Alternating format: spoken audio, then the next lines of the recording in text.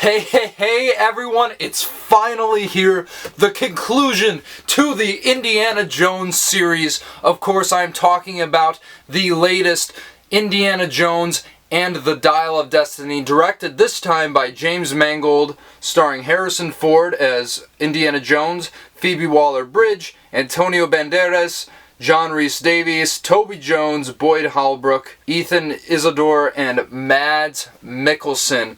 Look, this film was my most anticipated movie of the year. As you've been seeing, I've been doing all these Indiana Jones movie reviews, except Crystal Skull.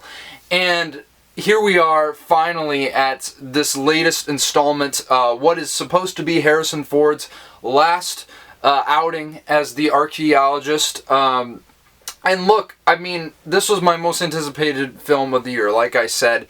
And there was a lot of hype riding on this film, but when I saw the reviews coming out of Cannes, I got a little nervous, I must say. And then, of course, more people started seeing it. It got a little bit more positive, and people were saying it's better than Crystal Skull. I was like, good. But I still know a lot of people who are split on this movie. And I know... Look, I understand a lot of the criticisms being thrown at this film, and I think a lot of them are warranted. But, on that note, I really wanted a fifth Indiana Jones film after Kingdom of the Crystal Skull, because it just left such a bad taste in my mouth, and I really wanted them to kind of serve up something that kind of was on par, well, not on par with the originals, but something that harken back to the spirit of those original three movies in the way that Crystal Skull didn't. And obviously it could have ended the franchise on The Last Crusade, and that would have been perfectly okay, but since they already pushed it, you might as well push it a little bit further, I say. And I'm happy to report that I do think it is so close to those original movies in regards to tone, in regards to the humor, the charm of it. I really dug this movie. I mean, I get a lot of the issues, like I said, but I was just smiling for a lot of this runtime and honestly really loving it for most of this film. Obviously, the more I think about it, the more flaws I find with it, and I'm sure there's going to be more that reveal themselves with time. And I really think that regardless of that, this is just such a fun movie. I mean, right from the opening 20 minutes, you're already thrown into the action, and we'll get into the negatives in a little bit. It is a very decent opener. Yeah, sure, it's not the opening of The Last Crusade when we have Indy going through on the train and all the guys chasing after him. But at the same time, it is a good way to start the story. Kind of feels like a classic Indiana Jones movie in a sense, and as I said, I'll get into it. But I gotta say, Harrison Ford, you can really tell, because after I saw the reviews coming out of Cannes, I was like, because Harrison Ford is one of those guys who, he doesn't really promote the films that he's in that he doesn't really care for, or at least he's not very vocal about how much he loves them. And you can tell from all the interviews, everything he said about this movie, his reaction to everybody giving him the standing ovation at Cannes, he really felt passionate about this movie. He loves this character. This is probably his favorite role he's ever played, from my understanding. And I was like, well, okay, like, what is he talking about? I'm hearing all these bad things. But you watch this movie and you understand why Harrison Ford was invested in this project. And I honestly think, I don't know if this is a controversial opinion, I think this is his best performance as Indiana Jones. Sure, maybe not physically speaking, because obviously there's a lot of stunt people stepping in, but the emotional heft that Indiana Jones carries on his shoulders in this movie is so believable, and I love how they start him out as he's really kind of down on his luck. He's lost his passion for teaching. Everything is kind of stacked against him and is kind of stagnated in his life. And you feel that right from the beginning. He's grumpy, he's angry, and just the dichotomy of like him teaching lectures as opposed to the original one. And this will be non-spoiler review, by the way, but if you don't want to hear any details of the plot, you can get off and come back later, I suppose. But you even see the dichotomy, you know, like in Raiders, where the girl has "I love you" written on her eyelids. Here it's like the students are so uninvested, they're so uninteresting, they're bored and everything. And you really feel like he's lost his passion for life. And I just think the way they wrote Indiana Jones, sure, we've seen this kind of done before, but I think it makes sense for him as a character. It makes sense continuing the story up in the spot. And I really bought into it 100%, especially after everything Indiana Jones has seen. I mean, where can his life really go after that point? And I absolutely love what he did in this, and I really still think it's his best turn as Indiana Jones. I also think that Phoebe Waller-Bridge, I really liked her, and I know a lot of people say she's annoying, and I kind of get it. She's very, very sassy, and sometimes could come off as a bit mean-spirited, but she just oozed charisma off the screen. I mean, my goodness, there's something about her that's just...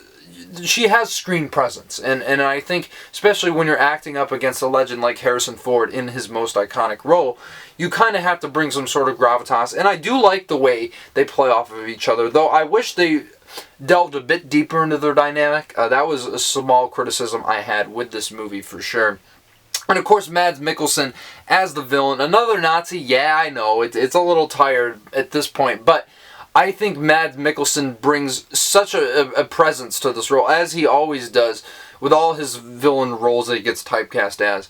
But he works especially well here. I think he's quite a good villain, quite underrated when we look at all the villains in the franchise. Definitely better than Cate Blanchett's character in Last Crusade, and I think certainly a better performance in that sense too.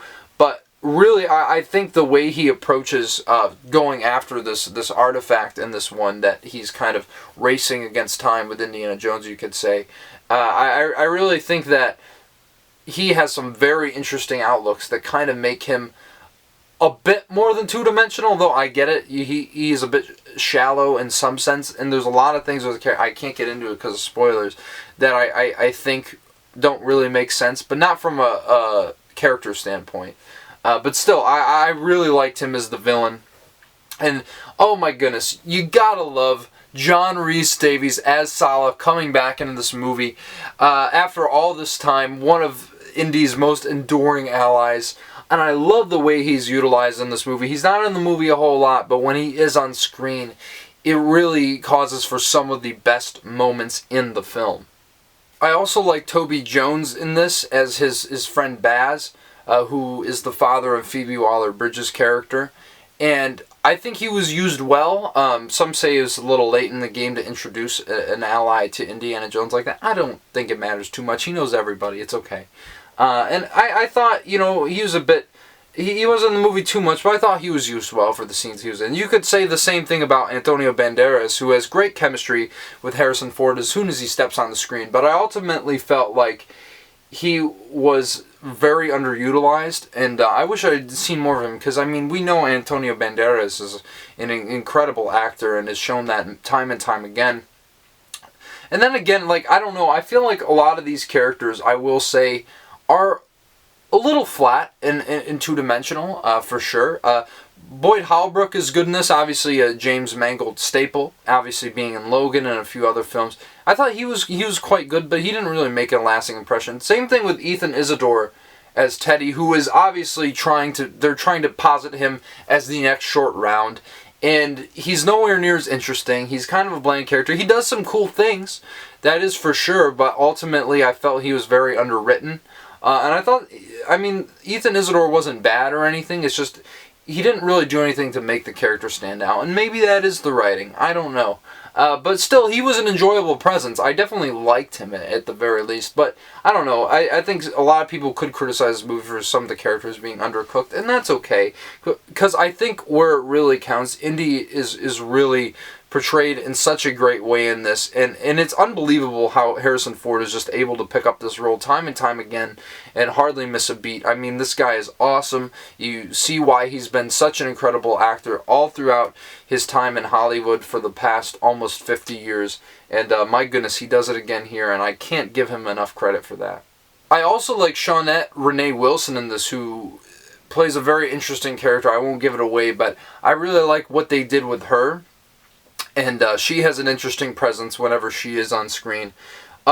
Yeah, I mean, look, there's a lot of things going on in this movie. Obviously, James Mangold taking over from Steven Spielberg. I think that's the big thing that a lot of people are wondering about.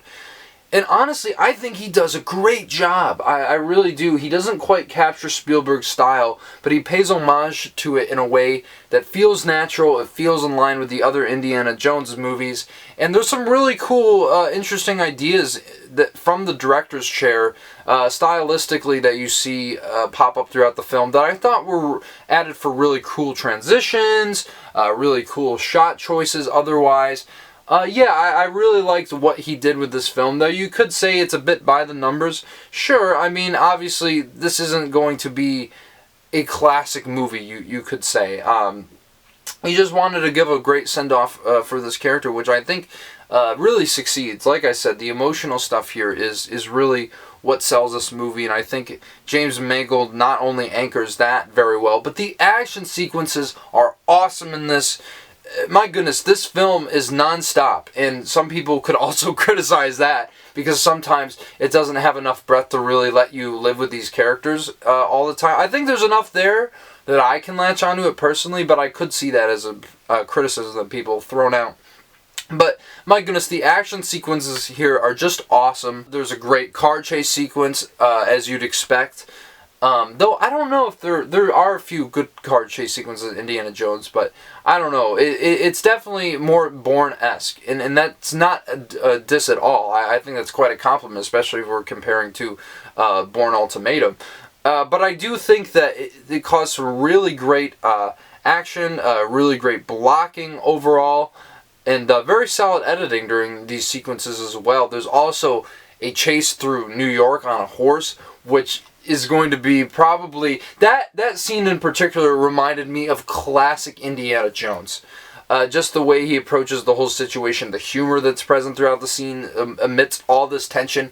It really does feel like something that would have been present in one of the Steven Spielberg films from back in the day. And I absolutely loved what they did from an action standpoint here. Everything about that, I really was just glued to the screen during all these sequences. Now, you could say some of the other stuff is a bit by the numbers. Not that this film necessarily particularly feels like it's ripping off any specific Indiana Jones movie, but there's certain moments where it's like, oh, they have to hit this beat, they have to hit this beat, and then they have to hit this beat.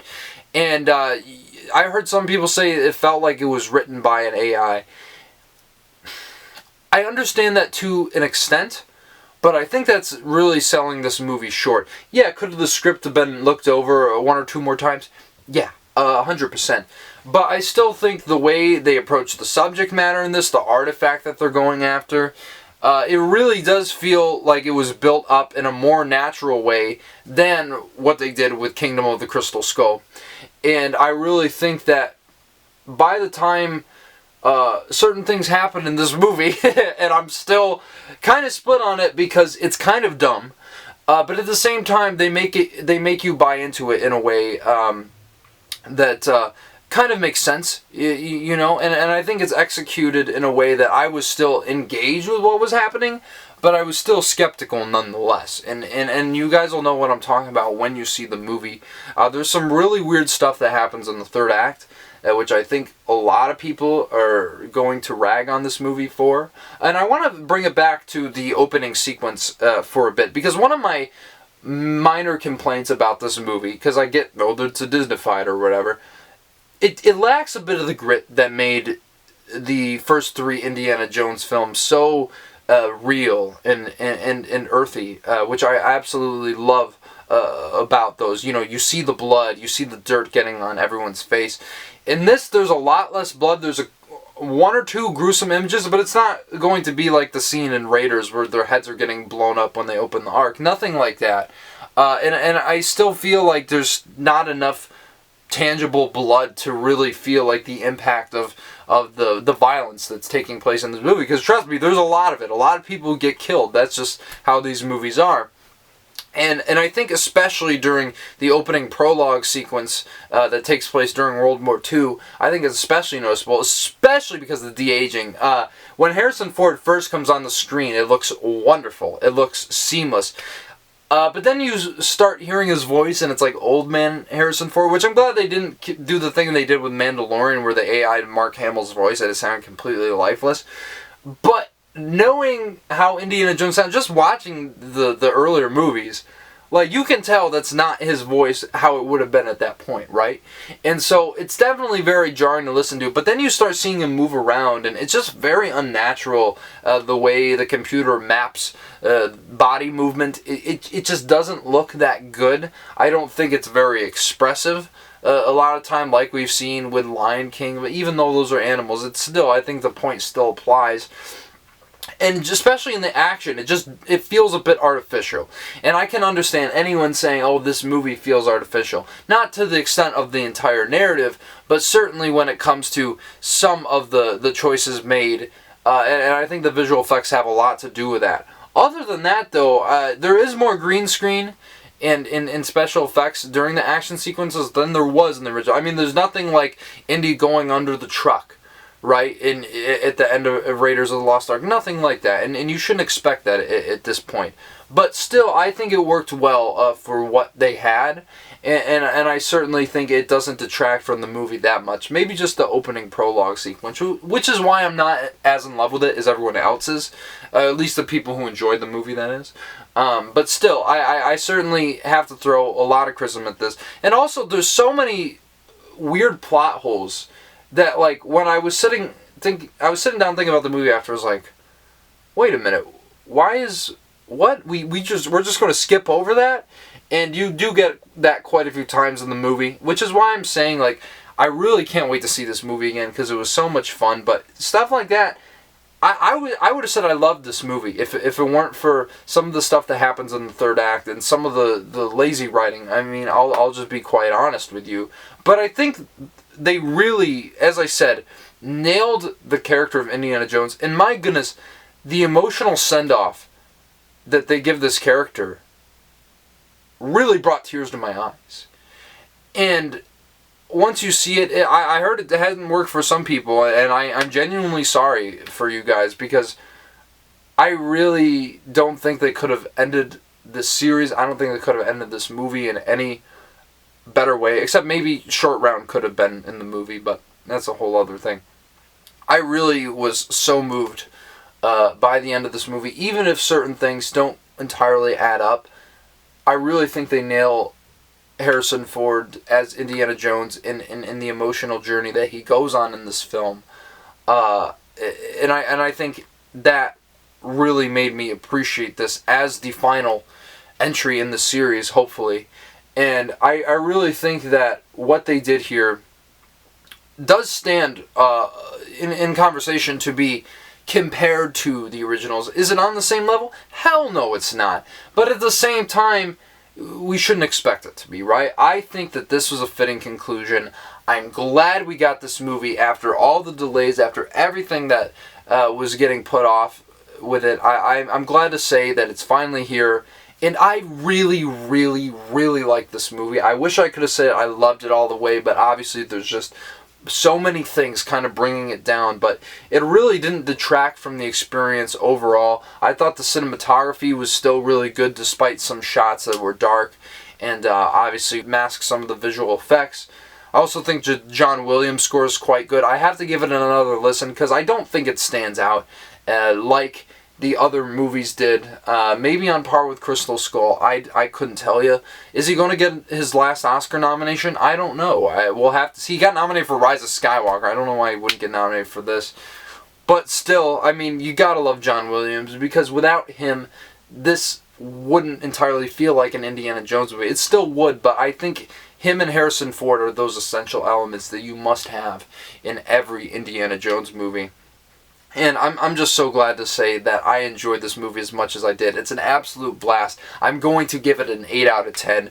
I'm really glad that I was pleasantly surprised with this one. And I really don't get all the hate behind this movie. As I said, I can understand having problems with it, being conflicted about certain things, maybe not even liking it. But to the extent of hatred and saying this is worse than Kingdom of the Crystal Skull, no, it's not. It literally is not. So I don't like hearing that anymore. But if you guys didn't like this movie, I'd love to hear what you think regardless. If you did like this movie, let me know what you liked about it, and without spoiling anything, of course. And just let me know in the comments down below how you feel about this final Indiana Jones adventure. And of course, if you're new here, smash the like button, subscribe to the channel for a lot of great content. I am so excited to finally say that I have seen Past Lives, and I'm going to bring you my review of it in the next couple of days. Can't wait to talk about that one. And of course, my Crystal Skull review is coming sometime soon, but I think I might actually do something special for it, so it might be worth the wait. So stay tuned for that as well, and stay on the lookout for this week's episode coming later down the line of the Nathaniel, Ahart, and Johnny Radio's Top 100 Albums of the 21st Century, and check out the last episode if you haven't already. A lot of great stuff to go over, a lot of stuff that maybe we don't feel is great either, but still a good time nonetheless, talking about some great records. And yeah, guys, so much more to come in the next few weeks here, so please stay on the lookout for so many movie reviews and more. And until the next one, I will see you guys later.